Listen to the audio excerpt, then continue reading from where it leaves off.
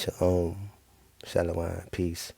It's been a minute. I haven't spoken in a minute. It's been a while, but whenever a brother that I greatly respect and admire starts speaking about spiritism, probably don't even understand that's what he's doing, then it calls for me to come back out and speak and deal with the subject at hand. Now the subject is Ahaya Shah Ahaya, raising up David from the dead, and using the verse in Jeremiah chapter 30, verse 9, where it says that,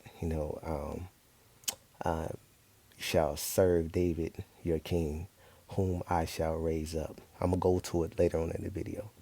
But I want you to understand this. I'm talking to G Dash the prophet and other people who teach this and speak this. I'm doing this again.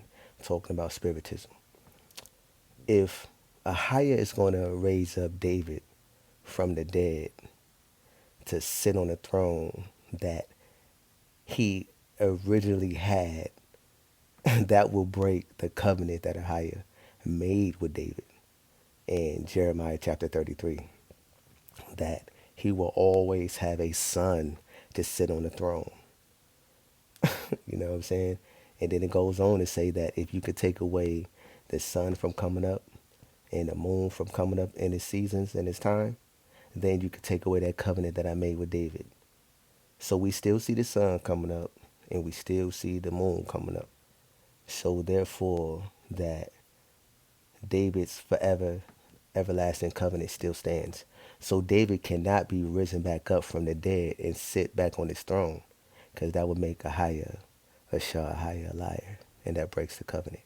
And that's called spiritism. So you can't condemn and go at New Testament followers who look for the black Jesus or white Jesus to rise from the grave. You know what I'm saying? You can't go at them if you're expecting David to rise back up, because it says it in Jeremiah chapter 30, verse 9. But that's not exactly what it says. See, now when you go to Deuteronomy chapter 18, right, and then you go to verse 15, right here, and also in the argument with the video, it's talking about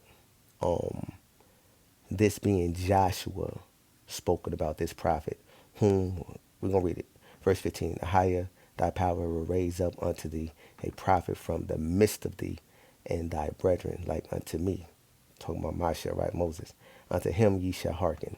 So this prophet, right, and it says, Ahiah will raise up unto thee a prophet from the midst of thee, of thy brethren like unto me. Unto him ye shall hearken. Now that's talking about Joshua, right? This is Moses talking, right? So Moses is he's alerting the people, that Ahiah will raise up someone from you, because you can't raise up another person from another nation to sit on a throne or to lead the nation of Yasharallah. He has to be risen up from his own people. That does not change. You know what I'm saying? So when you go to that Jeremiah chapter 30, we're going to do that right now. Right? Go to the Jeremiah chapter 30, verse 9. And then it says right here. Well, let's go to 8. For it shall come to pass in that day, says Ahiah of hosts, that I will break his yoke, take off the yoke of slavery from off our neck, and burst thy bonds, and strangers shall no more serve themselves of him. Right? So the strangers that we are among will not have us as their servants, bondmen and bondwomen, right? We pretty much living in modern day slavery still today. But then it says, verse 9, but they shall serve Ahiah, their power, which God means power, and Dawadah, or David, their king, whom I will raise up unto them from the midst of them, it should say. You know why it doesn't say it like that right here? Because they already implanted the lie in the New Testament. So they can't say that another seed, or they can't just outright and say that that this son of David from this lineage will be risen up from among them. You know what I'm saying? Because they couldn't say that, because then that will go against the agenda of pushing us into idolatry in the New Testament and other ideologies that we are into. So you just outright tell the people, right, that, well, your prince or your Mashiach, your Messiah, will be risen up from among you. So be looking out for someone who had these certain characteristics, attributes, going through these certain afflictions, going through these certain conditions that you go through, because he's just like one of you, going through the same appealing afflictions that you can resonate with, and you can look unto him like, oh, you're one of us.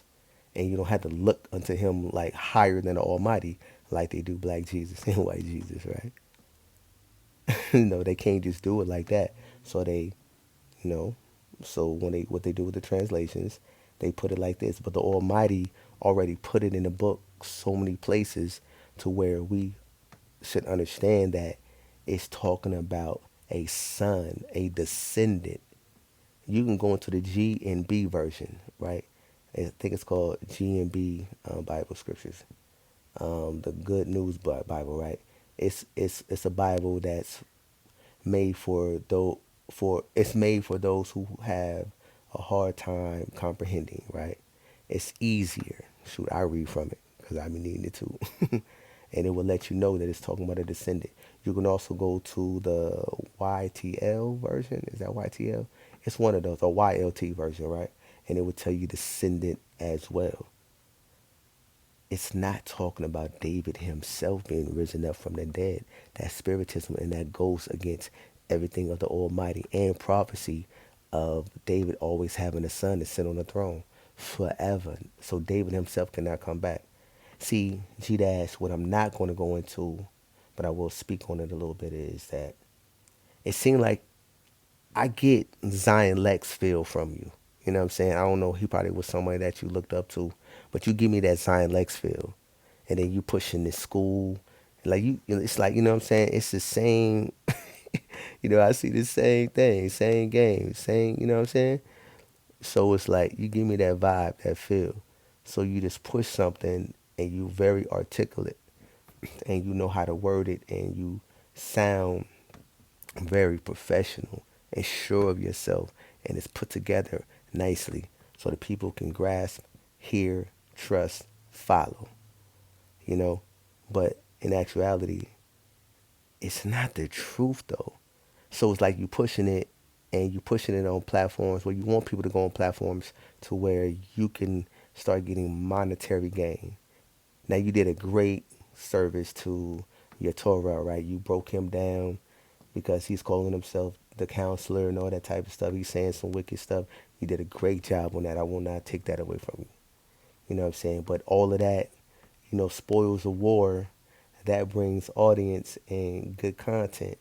So, the sheeple or the viewers can get kind of lost in what's real and what's not, because it's just two brothers arguing. Let's see who's making more sense of this particular thing rather than seeing what's really at hand. So when you was breaking it down, proving that he's not the counselor and he doesn't fit Isaiah 9:6, and then see where your logic is, where your stand is, you think David is coming back. Now you off, brother. You totally off the band.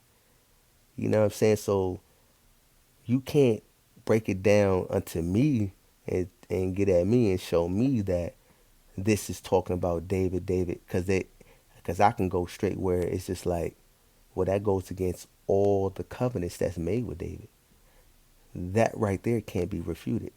Jeremiah chapter 33 cannot be refuted. You know what I'm saying? It cannot be refuted at all. And knowing our customs and our ways and our traditions, clearly that Spiritism, you guys look up Spiritism. Spiritism, once again, is worshiping a dead figure who shall be risen up. You know what I'm saying? So that's the same thing that goes on in the New Testament and other different ideologies. So you can't use that here. Like some people even say that Daniel was coming back because in that one particular spot where it says that Daniel, you shall be in your lot or raised up from your lot in the time of the end, right? Something like that. But that's talking about Daniel's descendants, man, his line, his lineage. Because Daniel was concerned and he was worried about what was going to happen to his people in the future because he didn't understand the message that was being relayed unto him. He didn't understand it. You know what I'm saying? So he would just, the angel was just assuring Daniel that, you know, don't worry about it. Your descendants, your people will be restored. Their inheritance. They will be restored their lot. Yes, they're going to fall and go into captivity. Yes, they're going to go up under different nations. Yes, they're going to fall all the way away from the Almighty, the Most High, a higher shall higher.